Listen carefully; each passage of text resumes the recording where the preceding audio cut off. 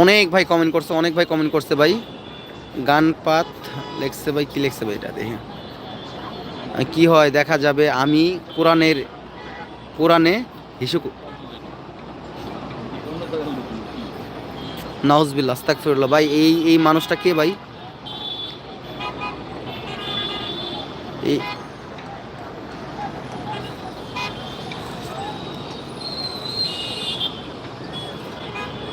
ভাই আপনি যেখান থেকে দেখছেন না কেন, আপনি যে কথাটা বলছেন ভাই, আপনি যদি আমার সামনে সামনে থাকতেন, আপনার প্রতিবাদ কি করা যায় আমি করতাম।